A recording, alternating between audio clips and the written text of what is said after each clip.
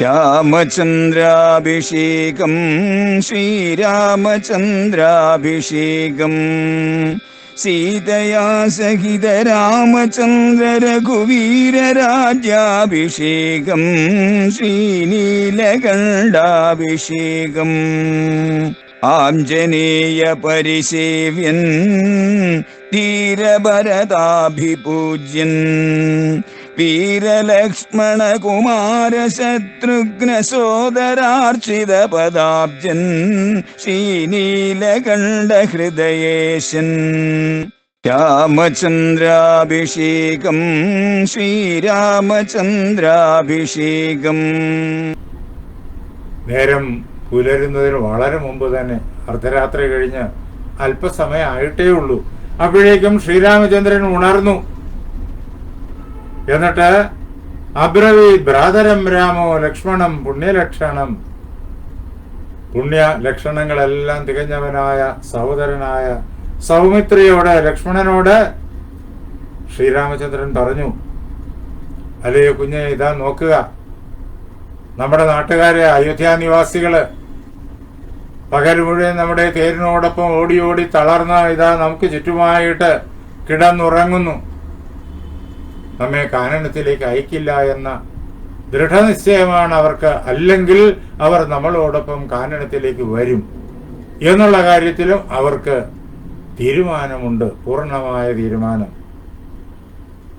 നമ്മളോടുള്ളതായ അവരുടെ ആ സ്നേഹം സ്വന്തം വീടിനോടുള്ള സ്നേഹത്തെക്കാളും വലുതാണ്. അവർ വീട് വിട്ട് വീടിനെ മറന്ന് ബന്ധുജനങ്ങളെ മറന്നാണ് നമ്മളോടൊപ്പം ഓടി ഓടി വന്നിരിക്കുന്നത്. നമ്മളോടൊപ്പം അവർ വേണ്ടി വന്നാൽ കാനനത്തിലേക്ക് വന്ന കാനനത്തിൽ 14 വർഷക്കാലം വസിക്കാനും തയ്യാറെടുത്തിരിക്കുകയാണ്. അങ്ങനെയുള്ളവർ വൃക്ഷമൂലേഷു സംസക്താൻ പശ്യ ലക്ഷ്മണ സമ്പ്രദം. അവരിതാ ഈ മരത്തിന്റെ ചുവട്ടില്, ഈ വെറും നിലത്ത് അവര് ഇങ്ങനെ കിടന്ന് ഉറങ്ങുന്നത് അല്ലയോ ലക്ഷ്മണ നീ കാണൂ. യഥൈതേ നിയമം പൗരാഹ കുർവന്തി അസ്മൻ നിവർത്തനെ അഭിപ്രാണാൻ ത്യക്ഷ്യന്തി നിശ്ചയം. അല്ലയോ ലക്ഷ്മണ, അവര് നമ്മളെ തിരിച്ച് കൊണ്ടുപോകുന്ന കാര്യത്തില് അങ്ങേറ്റം നിർബന്ധത്തോടു കൂടിയവരാണ്. നാം അതിന് വഴങ്ങിയില്ല എന്നുണ്ടെങ്കിൽ അവർ പ്രാണങ്ങളെ പോലും ത്യജിക്കും. ആ ഒരു ഘട്ടത്തിൽ പോലും നതു ത്യക്ഷ്യന്തി നിശ്ചയം. അവർ അവരുടെ തീരുമാനത്തെ വിടില്ല. ഒന്നുകിൽ നമ്മൾ അയോധ്യയിലേക്ക് ചെല്ലണം, അല്ലെങ്കിൽ അവർ നമ്മളോടൊപ്പം കാനനത്തിലേക്ക് വരും എന്ന നിശ്ചയത്തിന് ഒരിക്കലും അവർ മാറ്റം വരുത്തില്ല. നാം എന്ത് ചെയ്യും? നേരം പുലർന്നിട്ട് നമ്മൾ ഇവിടെ നിന്നിട്ട് തമസാ നദി കടന്ന് കാനനത്തിനുള്ളിലേക്ക് പോയാൽ അവരും നമ്മളോടൊപ്പം കാട്ടിലേക്ക് വരും. അത്ര കണ്ട് ദൃഢമാണ് അവരുടെ തീരുമാനം. പക്ഷേ അവർ കാനനത്തിലേക്ക് വരാൻ പാടില്ല. അവർ നമ്മളെപ്പോലെ 14 വർഷം കാട്ടിൽ വസിക്കാൻ പാടില്ല. അതുകൊണ്ട് ഇവിടെ ഒരു തന്ത്രം പ്രയോഗിച്ചേ പറ്റൂ. യാവദേവതു സംസുപ്താഹ താവദേവ വയം ലഘു രഥം ആരുഹ്യ ഗച്ഛാമ. അവര് ഉണരുന്നതിന് മുമ്പ് ഓടി ഓടി തളർന്ന് ഉറങ്ങുകയാണ്. ഇപ്പോൾ അർദ്ധരാത്രി കഴിഞ്ഞിട്ടേ ഉള്ളൂ. അല്പ കഴിയുമ്പോൾ അവരെ ഉണരാൻ തുടങ്ങും. അവരെ ഉണരുന്നതിന് മുമ്പ് വളരെ എളുപ്പത്തില് നമുക്ക് അവരെ ഇവിടെ ഉപേക്ഷിച്ചിട്ട് ഇവിടെ നിന്ന് കാട്ടിനുള്ളിലേക്ക് കടന്നു കളയണം. കാട്ടിനുള്ളിൽ താമസയ്ക്കപ്പുറമുള്ളതായ കാടുകൾക്കുള്ളിൽ നാം എവിടേക്കാണ് പോയത് എന്ന് അവർക്ക് മനസ്സിലാക്കാൻ അവസരം കൊടുക്കാത്ത രീതിയിൽ നമുക്ക് കാട്ടിനുള്ളിലേക്ക് പോകണം എന്ന് രാമൻ ലക്ഷ്മണകുമാരനോട് പറഞ്ഞു. എന്തുകൊണ്ടെന്നാൽ അതോ ഭൂയോപി നേതാനീം ഇക്ഷ്വാകു പുരവാസിനഃ സ്വഭൈര് അനുരക്താമാ വൃക്ഷമൂലേഷു സംശ്രിതാഃ. ഈ ഇക്ഷ്വാകുക്കളുടെ രാജ്യത്തിലുള്ള സൂര്യവംശത്തോട് അങ്ങേയറ്റം സ്നേഹവും ആദരവും ഉള്ളവരായ ഈ നാട്ടുകാര് അവര് വീണ്ടും ഇതേപോലെ നമ്മളോടൊപ്പം കാട്ടിൽ സഞ്ചരിച്ചിട്ട് കാട്ടിലെ വൃക്ഷങ്ങളുടെ ചുവട്ടിൽ കിടന്ന് ഇങ്ങനെ ഉറങ്ങാൻ ഇടവരരുത്. കാട്ടിലെ ജീവിതം അങ്ങേയറ്റം ദുഃഖപൂർണമാണ്. നമ്മളോടുള്ള സ്നേഹാധിക്യത്താൽ അവരും ഇങ്ങനെ ദുഃഖിക്കാൻ ഇടവരരുത്. അവർ വൃക്ഷങ്ങളുടെ ചുവട്ടിൽ കിടന്ന് ഉറങ്ങാനും കായ്കനികൾ മാത്രം ഭക്ഷിച്ച് ജീവിതം നയിക്കാനും ഇടവരാൻ പാടില്ല. അതിനു വേണ്ടുന്നത് നാം ഇപ്പോൾ പ്രവർത്തിച്ചേ പറ്റൂ. അത് നമ്മുടെ ചുമതലയാണ്. പൗരാഹി ആത്മകൃത ദുഃഖാത് വിപ്രമോച്യ നൃപാത്മജൈഹി. രാജകുമാരന്മാരുടെ ചുമതല എന്തെന്നറിയോ? ആ രാജകുമാരന്മാർ കാരണം, അല്ലെങ്കിൽ രാജകുമാരന്മാരുടെ പ്രവൃത്തികൾ കാരണം നാട്ടുകാര് വേദനിക്കാൻ ഇടവരരുത്. അത്തരം അവസരങ്ങളെല്ലാം പരിപൂർണമായിട്ടും ദൂരീകരിക്കണം. അത് രാജകുമാരന്മാരുടെ ചുമതലയാണ്. അതുകൊണ്ട് നാം നമ്മുടേതായിട്ടുള്ള ഈ തീരുമാനത്താൽ നാട്ടുകാർക്ക് ക്ലേശം ഉളവാക്കാൻ പാടില്ല. അതിനു വേണ്ടിയിട്ട് നമുക്ക് അവർ ഇവിടെ ഉറങ്ങിക്കിടക്കുന്ന അവസരത്തിൽ തന്നെ ഇവിടെ അവരെ ഉപേക്ഷിച്ചിട്ട് നമുക്ക് തമസ കടന്ന് കാട്ടിനുള്ളിലേക്ക് പോകണം. ലക്ഷ്മണനോട് പറഞ്ഞു, സീതയോടും പറഞ്ഞു. അവർക്ക് രണ്ടുപേർക്കും രാമന്റെ ഈ തീരുമാനം പൂർണ്ണമായും സ്വീകാര്യമായിരുന്നു. അപ്പോഴേക്കും രാമൻ സുമന്ത്രരെ വിളിച്ച് സുമന്ത്രരോട് പറഞ്ഞു, ശീഘ്രം സംയുജ്യതാം രഥ.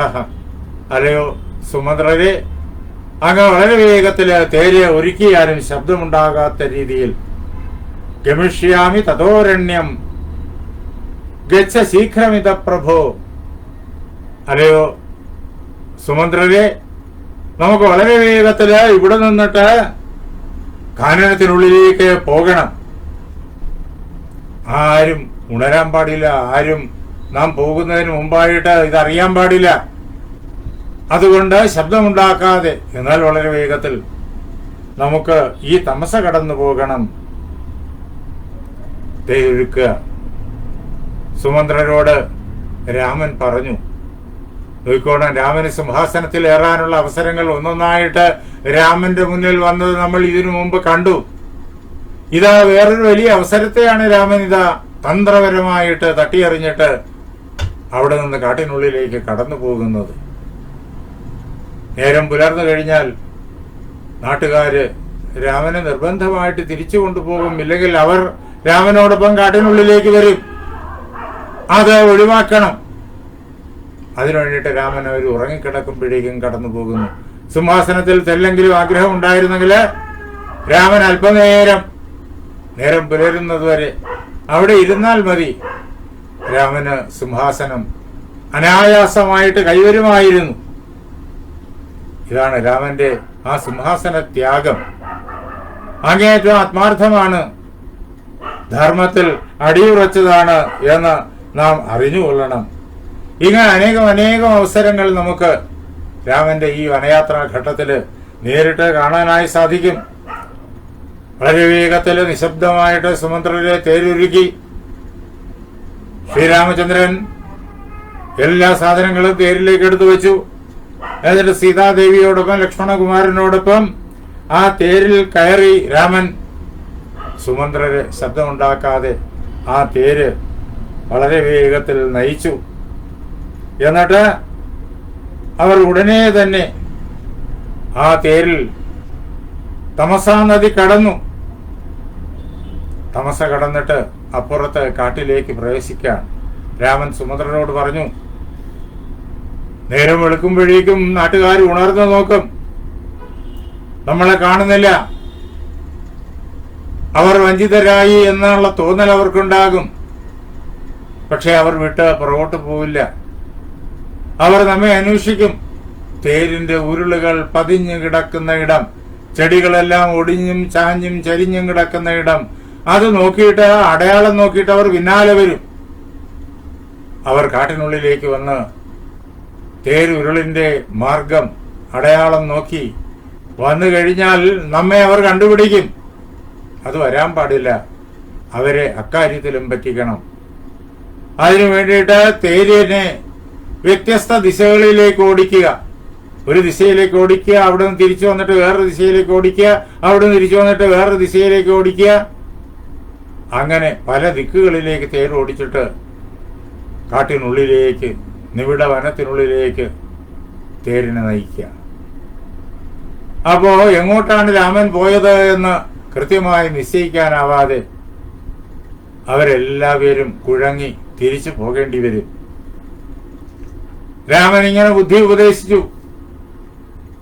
തേര് തെളിക്കുന്ന കാര്യത്തിൽ അങ്ങേയറ്റം സമർത്ഥനായിരിക്കുന്ന സുമന്ത്രർ അതേ പ്രകാരത്തിൽ ആ തേരിനെ പല ദിക്കുകളിലേക്ക് നയിച്ച് തിരിച്ചു വന്ന് വീണ്ടും വേറെ ദിക്കുകളിലേക്ക് നയിച്ച് അത്യന്തം ദുർഘടമായ മാർഗത്തിലൂടെ കൊടുങ്കാട്ടിനുള്ളിലേക്ക് വേഗത്തിൽ മറഞ്ഞുപോയി.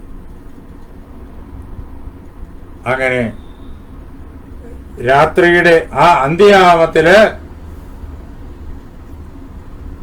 രാമൻ നാട്ടുകാരെ എല്ലാം പറ്റിച്ചിട്ട് കാനനത്തിനുള്ളിലേക്ക് മറഞ്ഞു.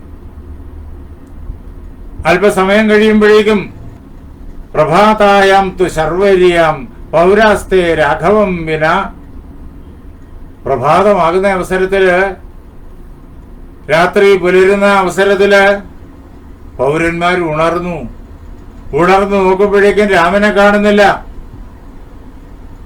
രാമനെ കാണാതെ വന്നപ്പോഴേക്കും അവർ ശോകത്തിന്റെ ആധിക്യത്താൽ ഒന്നും ചിന്തിക്കാൻ കഴിയാത്തവരായിട്ട്, ഒന്നും പ്രവർത്തിക്കാൻ കഴിയാത്തവരായിട്ട് അവരുടെ ബുദ്ധിയെല്ലാം മങ്ങി കുറേയേറെ നേരം ആകെ തളർന്നിരുന്നു പോയി. ശോകജാശ്രു പരിദ്യൂന വീക്ഷമാണസ്തതസ്തതഃ, കണ്ണുനീര് കണ്ണിൽ നിന്നിട്ട് ധാരധാരയായിട്ട് പ്രവഹിക്കാണ്. ആ കണ്ണുനീർ ചാലുകൾ കൊണ്ട് ആകെ അവർ വിവശരായി കഴിഞ്ഞിരിക്കുന്നു. അവർ രാമൻ എങ്ങോട്ട് പോയി എന്നറിയാൻ കഴിയാതെ അവർ ആ പ്രദേശങ്ങളിൽ എമ്പാടും തിരക്കി. അങ്ങനെയൊക്കെ ഓടി നടന്നു എല്ലാവരും പല ദിക്കുകളിലായിട്ട്. ആലോകമപി രാമസ്യ ന പശ്യന്തി സ്മ ദുഃഖിതാഃ.